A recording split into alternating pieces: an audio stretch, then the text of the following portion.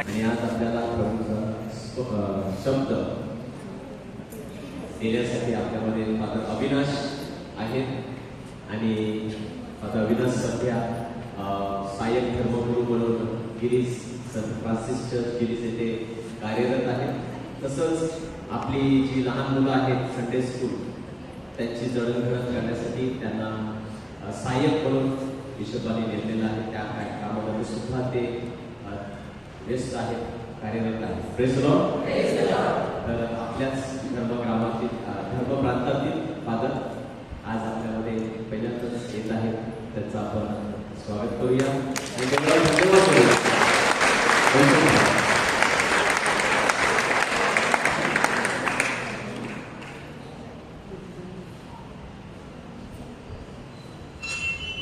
प्रभूचा गौरव असो आता सुद्धा सर्वदा. God is good all the time. Hallelujah. Hallelujah. Hallelujah. Hallelujah. Hallelujah.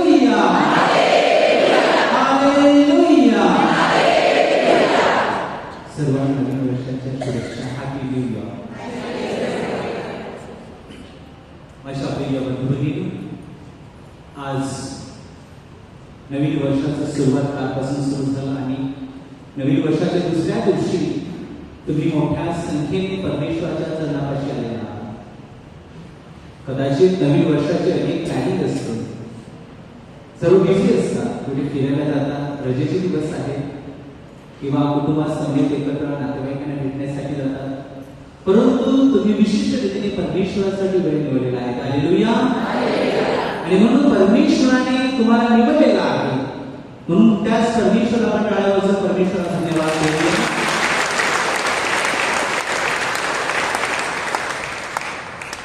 माझ्या प्रिय बंधूंनी, आज मला विषय दिलेला आहे की एक नवीन सुरुवात. मी नवीन वर्षाला सुरुवात केलेली आहे आणि म्हणून त्या उद्दिष्टातून नवीन सुरुवात म्हणजे नेमकं आपण काय करायला पाहिजे. नवीन सुरुवात आपण अनेक निर्णय घेतले असतील, निश्चय केले असतील, डिसिजन घेतलेले असतील की या वर्षामध्ये 1 2 3 4 5 XYZ करणार आहे. 1 2 3 4 ह्या गोष्टी सोडून देणार आहे. कदाचित प्रत्येकाने वेगवेगळे निर्णय घेतले असतील, कदाचित कुणी काहीच केलं नसेल. वर्ष येतो, वर्ष येणार आहे, जाऊ द्या, गाडी येते तशी जाऊ द्या, कदाचित ही संकल्पना असू शकते. परंतु आजच्या दिवशी आपण या नवीन वर्षामध्ये मी कशा प्रकारे एक नवीन सुरुवात करणार आहे की जेणेकरून मी ख्रिस्ताला ओळखू शकणार आहे. जो परमेश्वर माझा पिता आहे, माझा देव आहे, त्यानेच मला या पृथ्वीतलावर आणलेला आहे. त्या मी परमेश्वराला ओळखू शकतो की मी त्या परमेश्वराच्या अधिक जवळ जाण्यासाठी मी यावर्षी निर्णय घेतलेला आहे का. आणि म्हणून आजच्या दिवशी आपण विशिष्ट आपण 2 मुद्द्यांवर आपण मनन चिंतन करणार आहोत. आणि या 2 मुद्द्यांद्वारे अनेक फाटे त्यामध्ये जणू काही फुटलेले असते, जणू काही एक झाड आहे, त्या झाडाला अनेक फांदे असतात.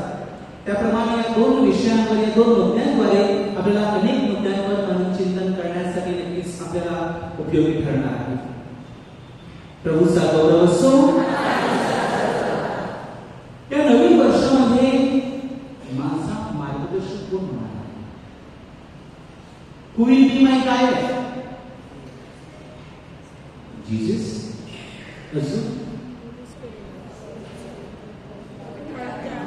पवित्र आत्मा? अजून मरिया माता?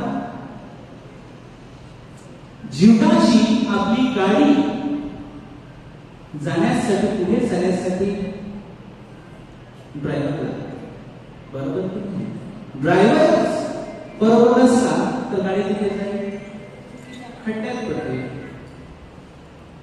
म्हणून जीवनाची गाडी जर आपल्याला पुढे जायचं असेल तर माझा मार्गदर्शक कोण आहे, माझ्याबरोबर कोण आहे, मी कोणाच्या पाठीमागे जातो, मी कोणाची संगत घेतलेली आहे, मी कोणाचा हात पकडलेला आहे की जी व्यक्ती मला माझ्या परमेश्वराकडे घेऊन जाईल, जी व्यक्ती मला अंधाराकडे घेऊन जाणार नाही, तर ती व्यक्ती मला प्रकाशामध्ये घेऊन जाणार आहे. हालेलुया. आणि म्हणून त्या नवीन वर्षाच्या सुरुवातीला आपल्याला ख्रिस्त सभेने पवित्र मर्या देव माता आपल्या समोर ठेवलेली आहे, जेणेकरून याच पवित्र मर्यादेचा आदर्श प्रत्येकाने घेऊन त्या पवित्र मर्यादेप्रमाणे जीवन जगून, ज्याप्रमाणे पवित्र मर्यादेची नजर फक्त देवाकडे होती, तिच्या समोर तिच्या आजूबाजूला अनेक प्रसंग होते, समाजामध्ये वावरत होती, परंतु सर्व दिशांमध्ये तिची फक्त नजर ती देवाकडे होती आणि तिचा प्रवास हा सदैव देवाकडे जाण्याचा होता. हालेलुया. आणि म्हणून ज्याप्रमाणे पवित्र मर्यादेची योग्य ती दिशा होती, योग्य तो मार्ग होता, म्हणजेच पवित्र मर्यादा आपल्याला योग्य मार्गाकडे घेऊन जाऊ शकते आणि ती आपली प्रत्येकाची योग्य मार्गदर्शिका, योग्य गाईड होऊ शकते. आणि म्हणून ख्रिस्त सभेने नवीन वर्षाच्या सुरुवातीलाच आपल्याला ही आई दिलेली आहे. आणि म्हणून माझ्या प्रिय बंधूंनो, या आईला आपण वंदन केलं पाहिजे. आणि म्हणून आपण गाऊ शकतो, देव माते आलो आम्ही दारी, वंदन करीतो आम्ही तुझला, वंदन करीतो आम्ही तुझला. फक्त वंदन करून मी पवित्र मर्यादेला अनुसरणार आहे का? की पवित्र मर्यादेमध्ये असलेले प्रत्येक गुण मी माझ्या जीवनामध्ये मी आत्मसात करणार आहे आणि तिच्या जीवनाप्रमाणे करण्याचा मी प्रयत्न करणार आहे. इतिहासामध्ये आईची थोरवी अनेकांनी गायलेली आहे.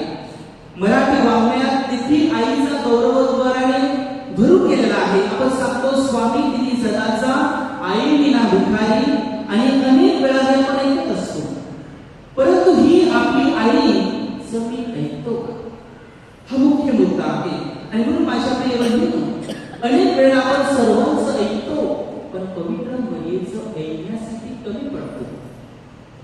आणि म्हणून माझ्या प्रिय बंधूंनो, या नवीनाच्या या सुरुवातीला व नवीन वर्षाच्या सुरुवातीला ही पवित्र मर्यादा आपली देवाची माता कशा प्रकारे आहे, या जेव्हा आईला आपण ओळखतो, तेव्हा आपण नक्कीच त्या आईच्या मार्गावर चालण्यासाठी आपण प्रयत्न करू शकतो.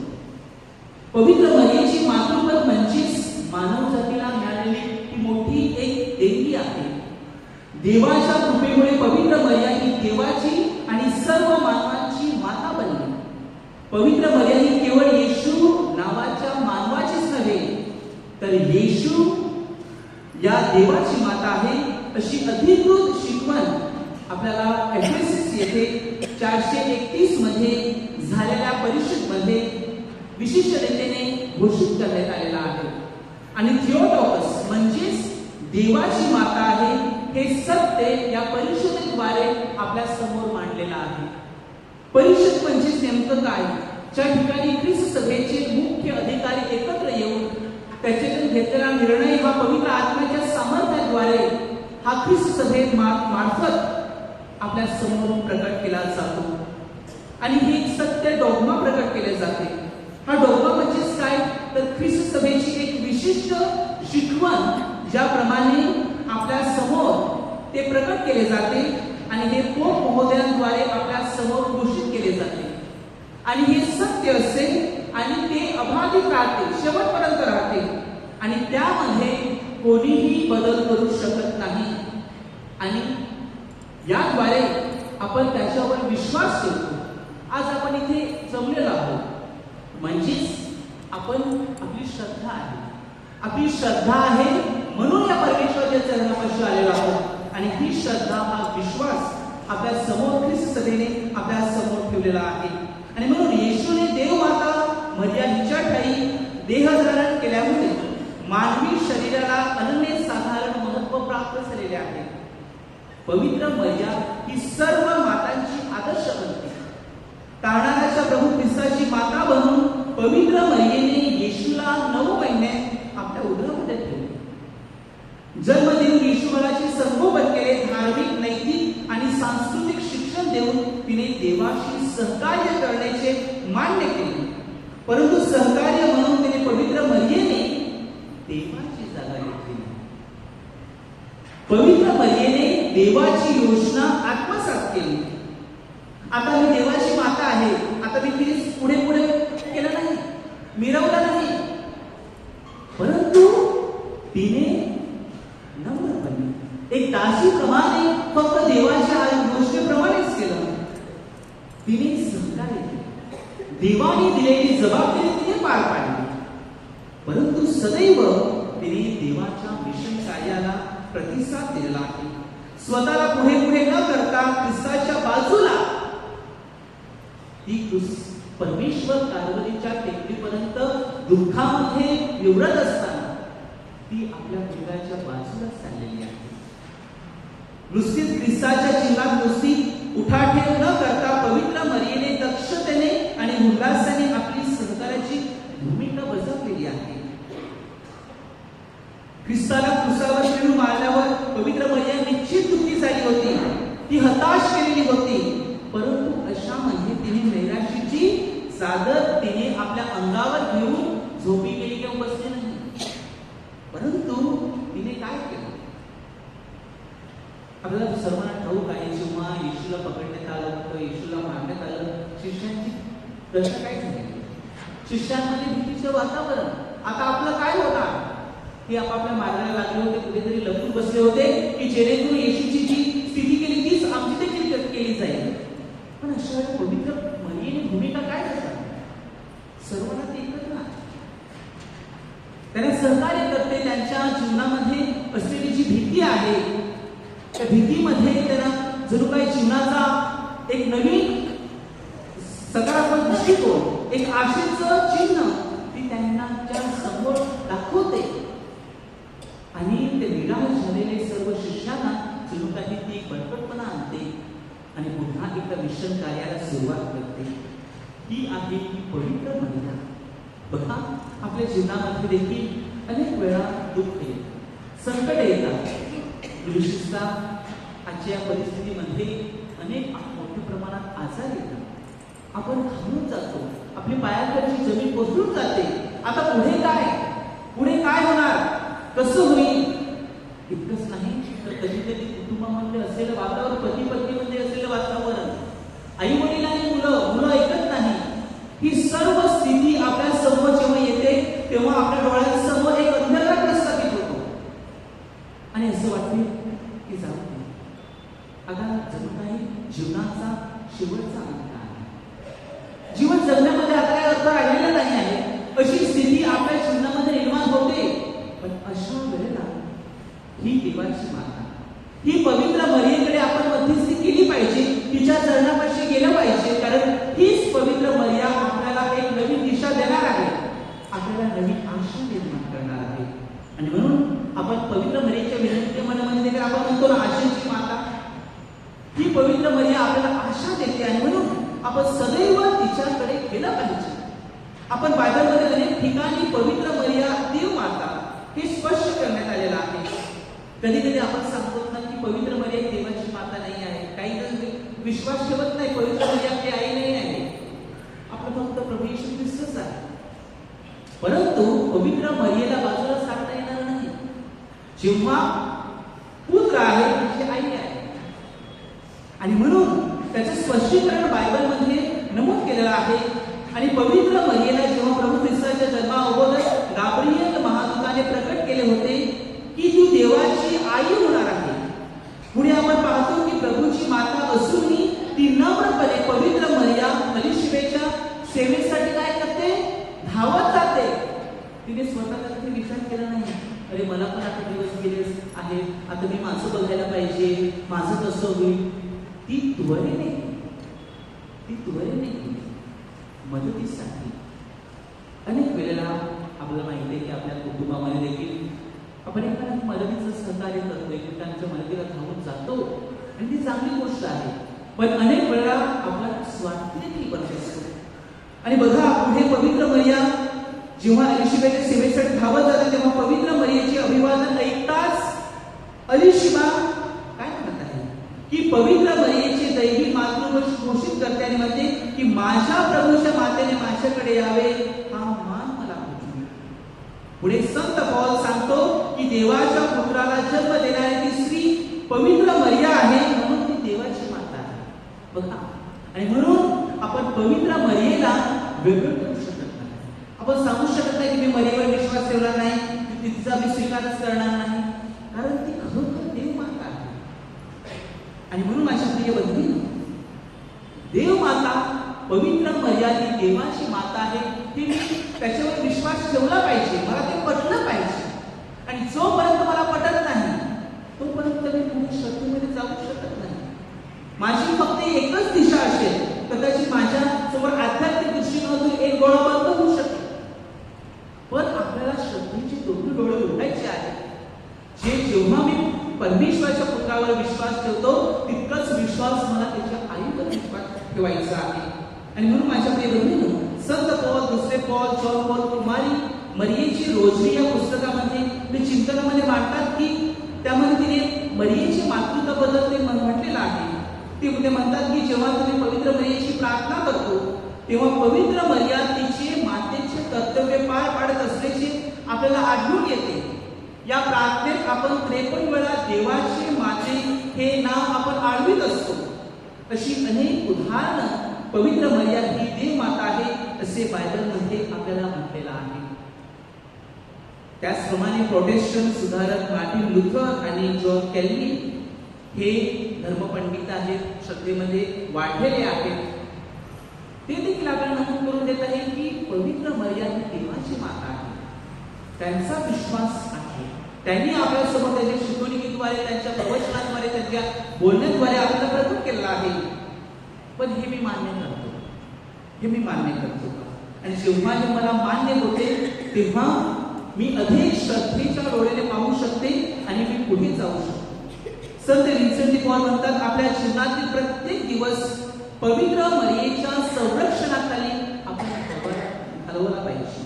पवित्र मरिया ही आपली माता असावी आणि आपण तिची लेकरे असावी, हे खूप पवित्र मनाला देखील वाटत असते.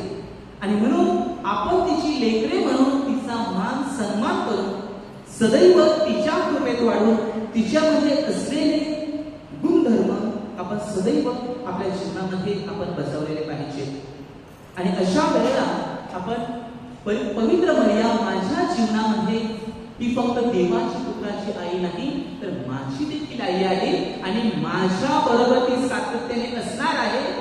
आणि म्हणून मी जीवनाचा प्रवास करत असताना मी अंधारात चालणार नाही, कारण माझ्या बरोबर माझी पवित्र मरिया आहे.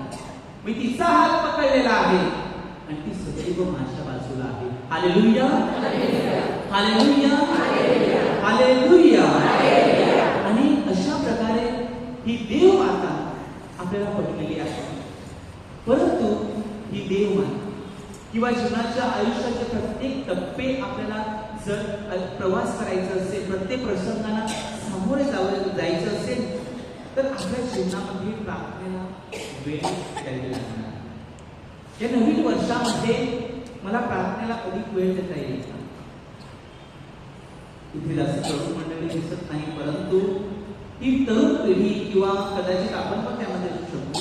We cannot blame all the time youth that only youth are doing that. आपण बराचसा वेळ सोशल मीडियावर घालवत असतो, टीव्ही पाहण्यामध्ये, मोबाईल स्क्रोल करण्यामध्ये. कदाचित आपण एकमेकांना नुसतं भेटून वायफळ बडबड, तिच्याविषयी, त्याच्याविषयी, ती तशी, हा तसा, कदाचित ह्यामध्ये आपला बराचसा वेळ जात असेल. परंतु या वर्षी मला नवीन वर्षाची सुरुवात करत असताना मला प्रार्थनेमध्ये वेळ घालवायचा आहे. पण नक्की प्रार्थना काय आहे? मला प्रार्थना माझ्या जीवनामध्ये काय करू शकते हे त्याचं महत्व आपल्याला समजणं गरजेचं आहे.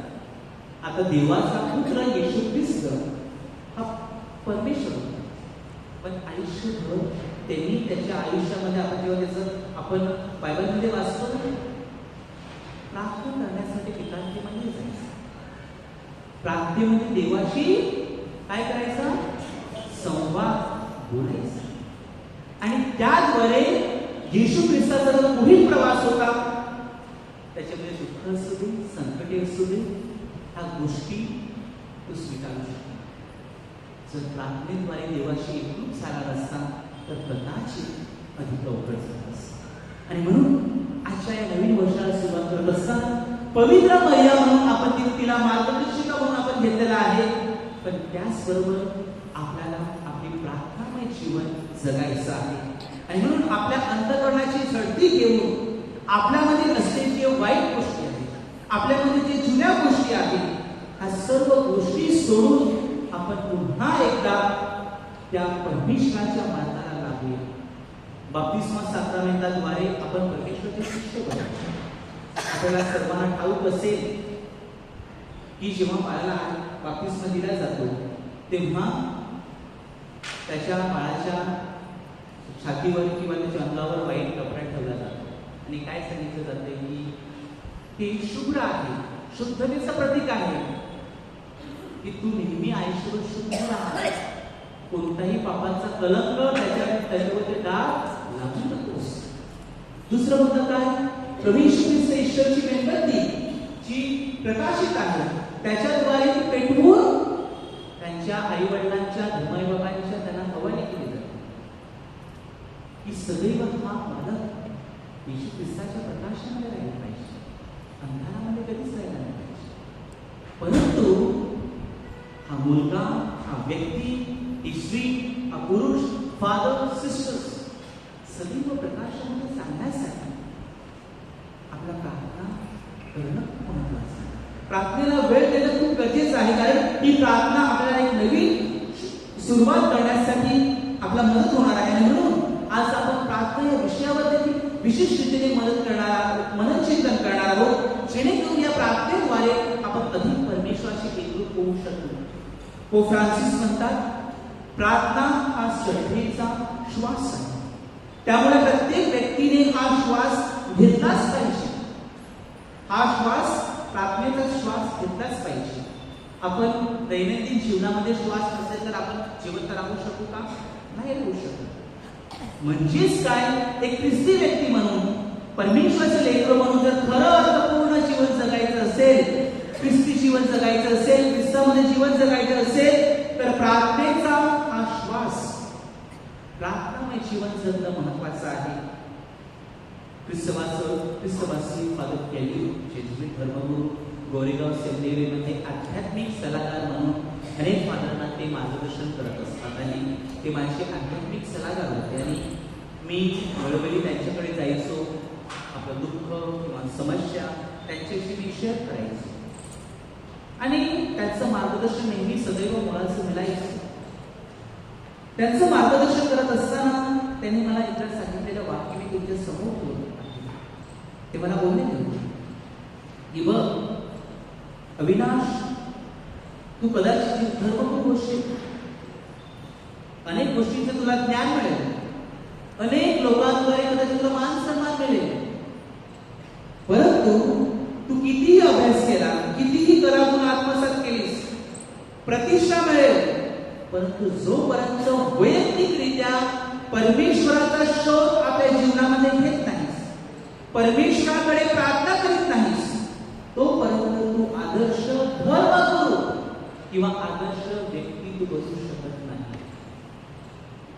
म्हणजेच या जीवनामध्ये अनेक गोष्टींना तू महत्व देशील, परंतु जोपर्यंत प्रार्थना ही आपल्या जीवनाचा भाग करत नाही, तोपर्यंत आपण खऱ्या ख्रिस्ताच्या मार्गावर चालू शकत नाही. आणि जेव्हा आपण प्रार्थना ही आपल्या जीवनात आत्मसात करतो, प्रार्थनेची जणू काही ती बांधिलकी आपण प्रस्थापित करतो, तेव्हा आपलं जीवन हे ख्रिस्तामध्ये फुलायला लागते. Hallelujah, hallelujah. आज आपण स्वतःला प्रश्न विचारायचा, मी किती प्रार्थनेमध्ये घडत आहे? माझी प्रार्थना खूप वरवरची आहे का, मोजकीच आहे का, की मी माझ्या प्रार्थनेमध्ये ख्रिस्ताला पाहते किंवा ख्रिस्ताला पाहतो? कदाचित आपण 1 तास बसून पटपट रोजनी करू, कदाचित ते आपण तर काही लक्ष पण नाही, मी इकडे बघते तिकडे बघतो, प्रार्थना करतो, पण प्रार्थनेमध्ये मी ख्रिस्ताशी भेट घेतो, प्रार्थनेमध्ये परमेश्वराशी भेट होते का, ते खूप महत्वाचं आहे. कारण की संत मदर तेरेसा म्हणतात, आपण प्रार्थना करतो कारण आपल्याला प्रार्थनेची गरज आहे. मी स्वतःवर अवलंबून राहू शकत नाही आणि म्हणून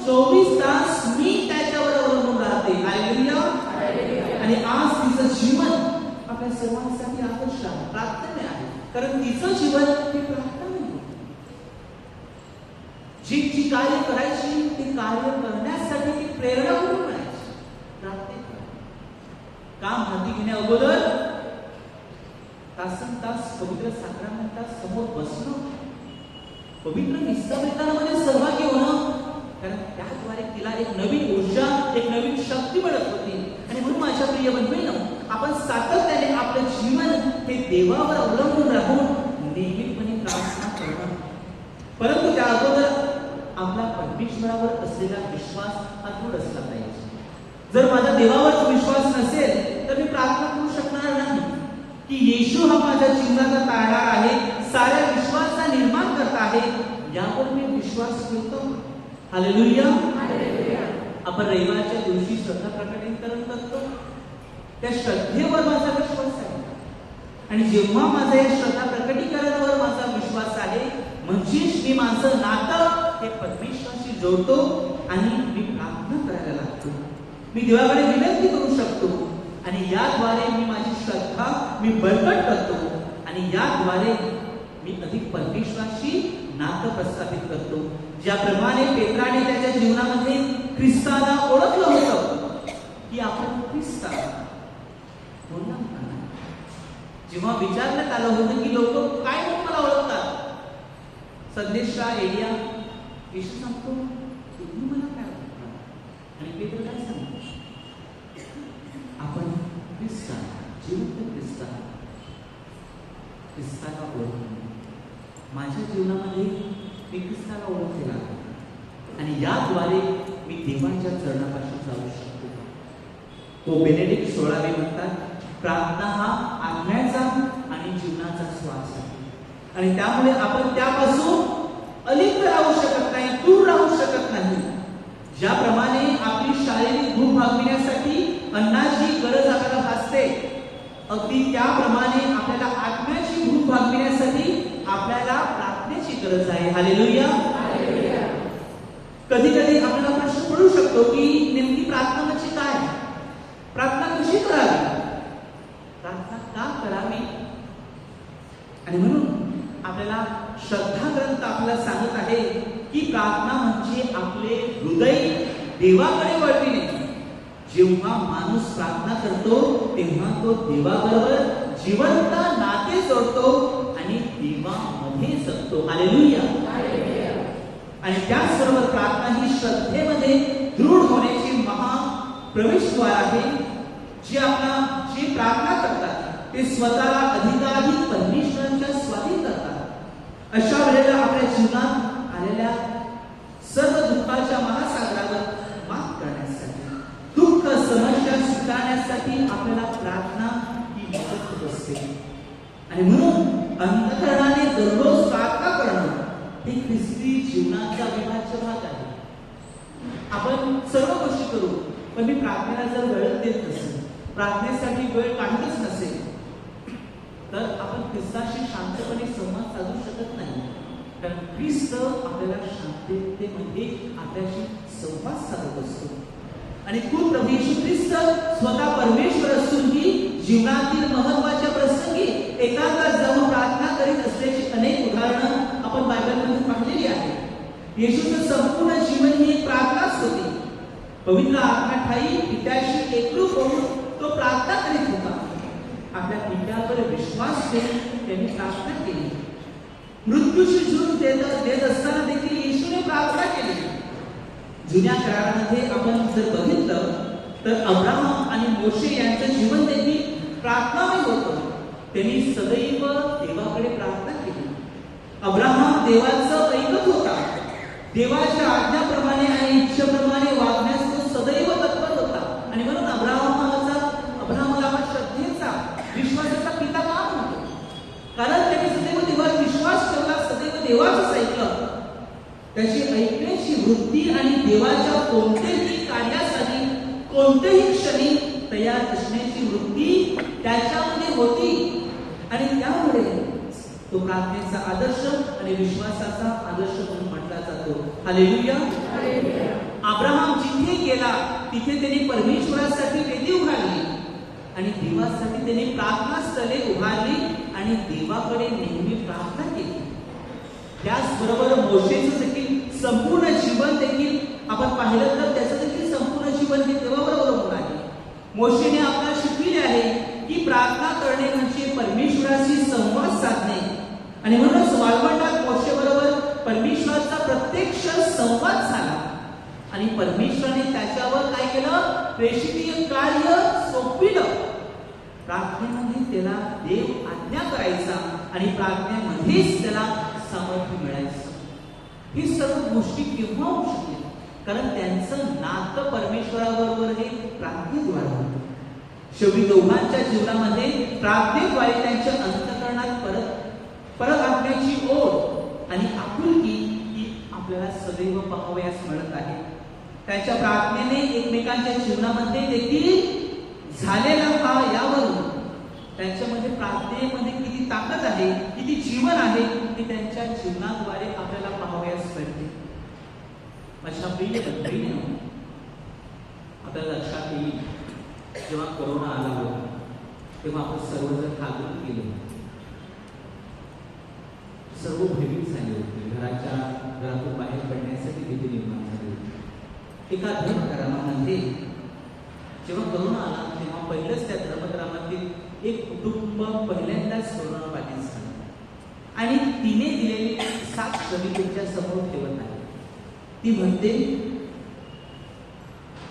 की आमच्या कुटुंबामध्ये ती म्हणते की माझे पती पहिले कोरोना बाधित झाले आणि अगदी 2 दिवसातच आमचे संपूर्ण कुटुंब या आजाराने बाधित झाले.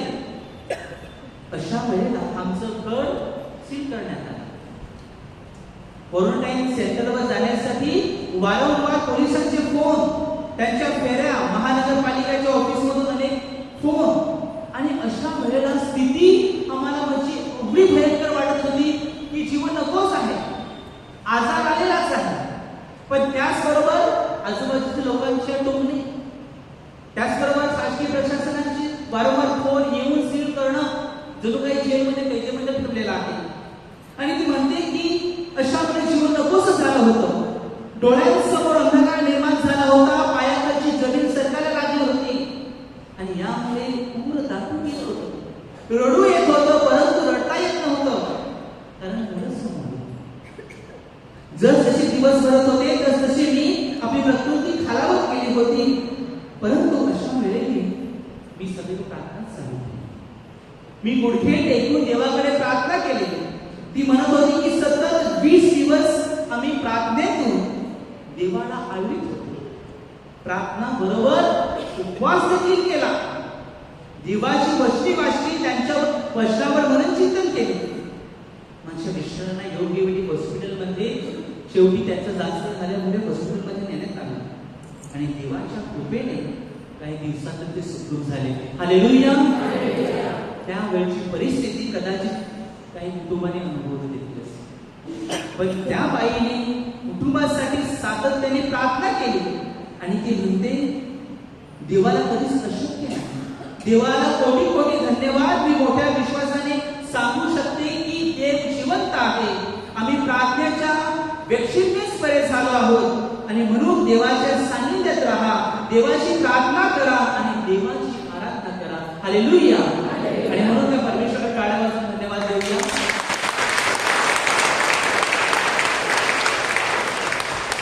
प्रत्येकाच्या जीवनामध्ये आलेला अनुभव हा वेगळा असतो आणि म्हणून माझ्या प्रिय बंधूंनो, आपल्या प्रत्येकाच्या हृदयाला आणि काळजाला लागून जाते की खचून गेलेली संपूर्ण कुटुंब देवाच्या विश्वासाद्वारे आणि प्रार्थनेमध्ये कुटुंब पुन्हा उभारते आणि त्यांच्या सामर्थ्याने त्यांच्या प्रार्थनेद्वारे देखील इतरांच्या जीवनामध्ये त्यांनी देखील काय केली, आशा निर्माण केली. घाबरू नका, देवावर विश्वास ठेवा आणि त्यांनी दुसऱ्यांना देखील दुसऱ्यांच्या जीवनामध्ये आशेचा किरण प्रस्थापित केलेला आहे. अशा प्रिय बंधूंनो, अनेक जण या परिस्थितीमधून गेलेले असतील, अडचणींमधून गेलेले असतील, परंतु आपली प्रार्थना ही सदैव चालू ठेवणं गरजेचं आहे. आपण कोरोनाच्या काळामध्ये आपण काहीच्या कुटुंबाकडे जाऊ शकत नव्हतो, पण मी पाहिलेला आहे इकडे कुटुंब असेल, तिकडे घर असेल तर ओटीवर बसून काही जण त्या ओटीवर बसलेले आहेत, काही जण ह्या ओटीवर बसलेले आहेत आणि ओटीवर बसून प्रार्थना केलेली आहे, काही सोशल मीडियाद्वारे एकत्र येऊन प्रार्थना केलेली आहे. संपूर्ण लक्ष आपलं कुठे होते? प्रार्थनेवर. किती पण श्रीमंत असो, कितीही पैसा असला तरी देखील आपण आपले ट्रीटमेंट चालू ठेवले, शासकीय जे आपल्याला नियम दिले त्याचं आपण पालन केलंच, पण या सर्व गोष्टींमध्ये आपल्या सर्वांची श्रद्धा होती, विश्वास होता. शेवटी धाव कोणाकडे होती? देवाकडे होती. ही श्रद्धा, हा विश्वास, ही प्रार्थना आज आहे का? ही आहे का? ही करोना आला गेला, आता प्रार्थना करण्यासाठी कंटाळा येतो, विश्वास करणार नाही का? ते करोनाने आपल्याला दाखवून दिलेले आहे की आपण देवाच्या जवळ लागणं, देवाकडे प्रार्थना करणं. पण तीच भूक आज आपल्यामध्ये राहिलेली आहे का? कदाचित ती भूक आपण हरवून बसलो असतो. आणि म्हणून या नवीन वर्षामध्ये पुन्हा एकदा आपण आपल्या स्वतःच्या जीवनामध्ये मनन चिंतन करूया की आपण पुन्हा एकदा प्रार्थनेकडे येऊया. आजच्या या जागतिकीकरण आणि टेक्नॉलॉजीच्या मुळे माणूस त्या परिस्थितीमध्ये गुरफटून गेलेला आहे, बांधून गेलेला आहे. त्याचप्रमाणे कुटुंबाच्या जबाबदाऱ्या तिथे वाढलेल्या आहेत. मुलांच्या शिक्षकांकडे लक्ष, कामाची जबाबदारी, आणि ह्या सर्व गोष्टी करण्यासाठी काय सांगतो? We are busy, we don't have time. आणि काही कारणास्तव किंवा त्यामुळे तक्ते देखील आहे. मी पाहिलेलं आहे की तुमच्यामधून असे सकाळी 4ला उठतात, सर्व टिफिन बनवतात, कुटुंबात जातात, ट्रेन पकडून कामाला जातात, रात्री येतात, परत उठणं. आयुष्य कठीण आहे, सोपं नाही आहे. अशा वेळेला आपण प्रार्थना करण्यासाठी आपण वेळ काढत नाही. आपण कितीही कामामध्ये असतो, कितीही बिझी असतो, तरी देखील आपल्याला थोडा का वेळ होईना आपल्याला प्रार्थनेला बसावं लागणार. कारण प्रार्थनेमध्ये परमेश्वर आपल्याला एक जणू काही संधी देत असतो. एक बाई, बिझनेसवुमन, खूप बिझी, आणि तिच्या सांगण्यानुसार मी तुमच्या समोर सांगते की मी खूप कामामध्ये हे करते, ते करते, हे करते, धावपळ करते, पण no peace. There is no peace within me. शांती नाही. आणि म्हणून जेव्हा मला दिवाळीची सुट्टी मिळाली होती, काही 2-3 दिवस, तिने ठरवलं की मला रिट्रीटला जायचं. तिने हसबंड मुलीला तिथेच ठेवलं आणि स्वतः एकटी रिट्रीटला गेली. आणि 3 दिवसाने रिट्रीटवरून परत येते. ती सांगते की I have found the peace within me. Hallelujah. पुन्हा एकदा माझ्या हृदयामध्ये शांती मी प्रस्थापित केलेली आहे, पुन्हा शांती मी आणलेली आहे. का? कारण आपली धावपळ या जगाच्या गोष्टींकडे आहे. आणि म्हणून माझ्या प्रिय बंधूंनो, एकांतात परमेश्वराशी संवाद साधणं हे खूप महत्वाचं आपल्याला ठरणार आहे. पोप जॉन पॉल दुसरे आपल्याला सांगतात की निमित्त सांगणे हे खोटे बोलण्यापेक्षा वाईट आणि भयंकर आहे. आपण निमित्त देतो ना, मला हे आहे, मला ते आहे, आणि निमित्त देतो. An excuse is a worse and more terrible than a lie, for an excuse is a lie for a lie. आणि म्हणून आपण कारण न देता मला प्रार्थनेसाठी कसं वेळ घालवता येईल यासाठी आपण सातत्याने आपण प्रयत्न करणं गरजेचं आहे. मधील शुभवर्तमानामध्ये प्रार्थनेविषयी आपल्याला सांगण्यात आलेलं आहे की जेव्हा तुम्ही प्रार्थना करीता तेव्हा डोंग्यांसारखी असू नका, लोकांनी आपणास पाहावे म्हणून प्रार्थना करू नका. तर जेव्हा तू प्रार्थना करतोस तेव्हा एकांतात खोलीत जा, दार लावून आपल्या गुप्तवासी त्याकडे प्रार्थना कर, तिचे प्रतिफळ तुला मिळणार आहे. आणि म्हणून माझ्या प्रिय माझी प्रार्थना ही फक्त देखावा झालेली आहे की माझी प्रार्थना ही मी प्रत्यक्षात जीवन जगतो आणि प्रार्थनेमध्ये ख्रिस्ताचे दर्शन करतो. बाल येशूची संत तेरेसा प्रार्थनेविषयी उद्गार काढताना म्हणते की आपली प्रार्थना म्हणजे एक शोध आहे. हालेलुया. प्रार्थना म्हणजे एक शोध आहे. आपल्या अंतःकरणाचा आणि परमेश्वराच्या अंतःकरणाचा प्रार्थनेमध्ये शोध लागतो. ती म्हणते आपली प्रार्थना म्हणजे परमेश्वराचं प्रेम असलेलं आपण मान्य करतो, त्याचं प्रेम आपण स्वीकारत असतो आणि प्रेमामध्ये आपल्या जीवनातील सुख आणि दुःख स्वीकारण्यासाठी आपण शिकलं पाहिजे. तिचा आदर्श आपल्या डोळ्यांसमोर ठेवूया आणि परमेश्वराप्रती प्रेम पुन्हा एकदा आपण जागृत करूया. संत अगस्टीन म्हणतात, आमची हृदये तुझ्यामध्ये विसावेपर्यंत ती अस्वस्थ आहे. जोपर्यंत परमेश्वरामध्ये आपलं हृदय आपण अर्पण करत नाही तोपर्यंत आपण स्वस्थ बसू शकत नाही.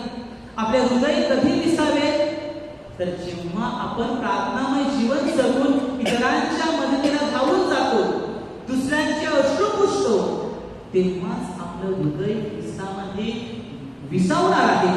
आणि ही प्रेरणा फक्त आणि फक्त प्रार्थनेमुळेच मिळणार आहे. Hallelujah, hallelujah. आणि म्हणून कुटुंबातील प्रत्येक व्यक्तीने आपल्या मुलाला लहानपणापासूनच प्रार्थनेची गोडी लावणं गरजेचं आहे. आणि म्हणून स्वतः आई वडिलांना देखील पहिल्यांदा प्रार्थनेसाठी बसावं लागणार आहे. काही आई वडील सांगतात मुलं संडे स्कूलला येत नाही, मिसाला येत नाही, प्रार्थनेला बसत नाही. हे फक्त सांगण्याची भूमिका बजावतात, मुलांविषयी फक्त कंप्लेंट देतात. पण आपण प्रत्यक्षात मुलांना घेऊन बसतो का?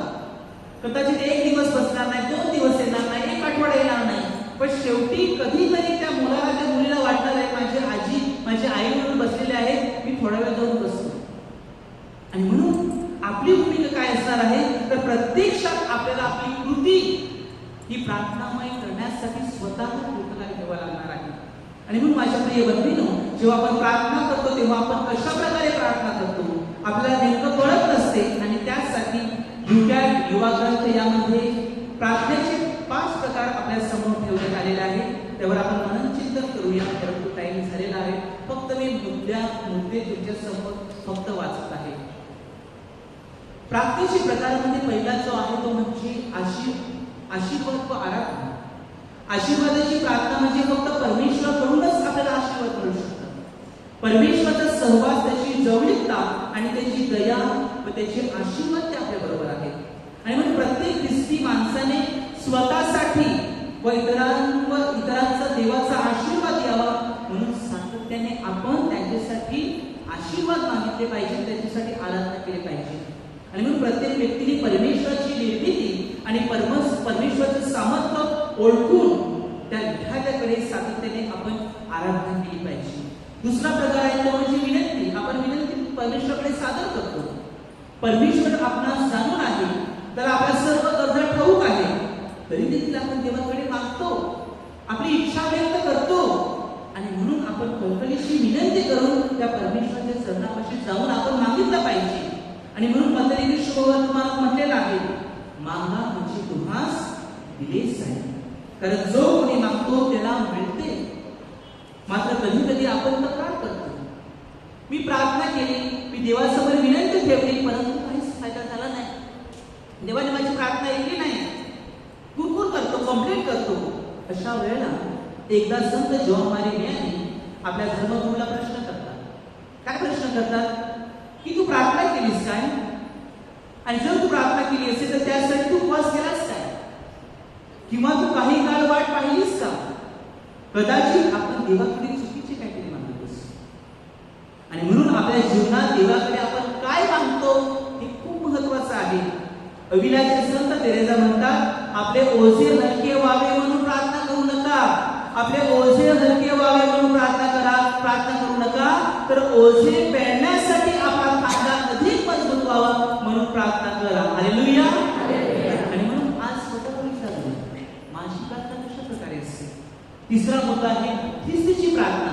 आपण मध्यस्थी करतो. कधी कधी जेव्हा रिट्रीट असते तेव्हा एखादा ग्रुप मध्यस्थीसाठी बसतो आणि मध्यस्थीद्वारे आपल्याला खूप महत्वाचं त्याचं प्रतिफळ मिळत असते. देवाने पापी सदोम शहर उद्ध्वस्त करायचे ठरवले होते, तेव्हा अब्राहमने त्याच्या बचावासाठी प्रार्थना केली आणि तो देवाशी भांडला. सदोम शहरासाठी त्यांनी केलेली प्रार्थना ही जगातील सर्वात पहिली मध्यस्थीची प्रार्थना म्हणून म्हटली जाते. आणि म्हणून येशूने आपल्या शिष्यांसाठी प्रार्थना केली आणि आरंभीच्या ख्रिस्ती लोकांनी देखील स्वकेंद्रित न राहता इतरांच्या गरजांकडे त्यांनी लक्ष पुरविलेलं आहे आणि सदैव त्यांनी प्रार्थना केलेला आहे. एका धर्मामध्ये ब्रदर म्हणून कार्य करत असताना एका कुटुंबाला व्हिजिट दिली होती आणि एका व्हिजिट देत असताना एक वयोवृद्ध सिनियर रिटायर्ड टीचर. ती म्हणते की मी माझ्या जीवनामध्ये इतरांसाठी प्रार्थना वेळ देते. जे विशिष्ट रीतीने न्यूजपेपर येतात ना, ते न्यूजपेपरमध्ये काय असतं, चांगलं असतं का चांगलं असते, इकडे काहीतरी झालंय, तिथे दहशत झालाय, इथे ऍक्सिडेंट झालाय, ह्याच्यावर बलात्कार केलाय, इकडे झालंय, हे मी कागद कापते, सर्व कापते, बायबलवर मी ठेवते आणि दुपारी 3 वाजता जेव्हा मी दैनिक प्रार्थना करते तेव्हा मी या सर्वांसाठी देवाकडे मध्यस्थी करते. स्वतःकडे नाही तर इतरांसाठी देखील प्रार्थना करणं ही तिच्या जीवनाद्वारे आपल्याला दिसून येत आहे. आणि म्हणून माझ्या प्रिय बंधूंनो, इतरांसाठी मध्यस्थी करणं खूप महत्वाचं आहे. चौथा मुद्दा आहे तो म्हणजे आभार करणं आणि धन्यवाद. आपण जे आहोत, आपल्या ठाई जे आहे ते सर्व परमेश्वराद्वारेच आपल्याकडे आहे. आणि म्हणून आभाराची सर्वात मोठी प्रार्थना म्हणजे मिस्तावरील आभार स्तवनाची प्रार्थना. परमेश्वराने केलेले सर्व उपकारांबद्दल आपण नेहमी परमेश्वराचे आभार स्तवन करून सदैव देवाला धन्यवाद दिले पाहिजे. आपण नेहमी देवाकडे मागतो, विनंती करतो, परंतु देवाने माझ्यासाठी किंवा माझ्या जीवनामध्ये जे अनेक महत्कृत्य केलेले आहेत त्याबद्दल धन्यवाद देणं, त्याचे आभार मानण्यासाठी कधी कधी कमी पडत असतो. आणि म्हणून माझ्या प्रिय बंधूंनो, देवाला धन्यवाद देणं.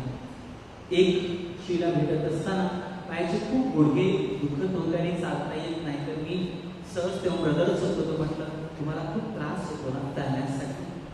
मला वाटते की त्यानुसार ते म्हटलं सांगेल दुसरं काहीतरी, आणि ती सांगते हे दुःख आहे आणि दुःखाद्वारे ही ख्रिस्ताच्या दुःखामध्ये सहभागी होते. ख्रिस्ताचं दुःख मी अनुभवू शकत नाही, पण या माझ्या दुःखाने मी ख्रिस्ताच्या दुःखामध्ये सहभागी होते आणि ख्रिस्ताचं दुःख मी ओळखते. हालेलुया. ही श्रद्धा आहे, हे प्रार्थनेचं जीवन आहे.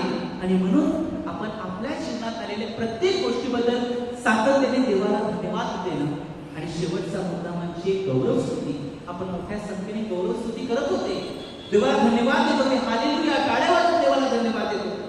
परमेश्वराला आपल्या कौतुकाची आणि शाबासकीची गरज नाही, परंतु आनंदी अंतकरणाने आपण स्फूर्तपणे मनापासून परमेश्वराची स्तुती करणे, गौरव करणे हे योग्य आहे. कारण स्तोत्र संहिता अध्याय 145 वचन 2 मध्ये म्हटलेलं आहे की मी प्रतिदिवशी तुझा धन्यवाद करेन आणि सदा सर्वकाळ तुझे नावाचे स्तवन करेन. हालेलुया. म्हणून आपल्या पॅरिशमध्ये जेव्हा कॅरिस्मॅटिक प्रार्थना असते किंवा अशा प्रकारचे रिट्रीट आयोजित केले जाते तेव्हा त्यामध्ये आपण सहभागी होऊन सदैव परमेश्वराचं गुणगौरव करणं सदैव महत्वाचं आहे.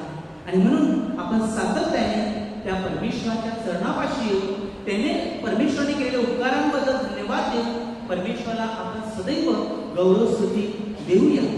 आणि याद्वारे आपण खरोखर प्रार्थनामय जीवन जगून ख्रिस्ताला ओळखू शकतो. पवित्र मरियेला आपल्या सोबत मार्गदर्शिका म्हणून घेतलेला आहे. तिच्या सहकार्याद्वारे मार्गदर्शनाखाली आपण प्रार्थनामय जीवन जगणार आहोत आणि प्रार्थनेचं जीवन जगणार आहोत. शेवटचा मुद्दा, आपली जुबली वर्षाची सांगता आपल्या डायसिसमध्ये झालेली आहे, पण ऑफिशियली 6 जानेवारी 2024 ला होणार आहे.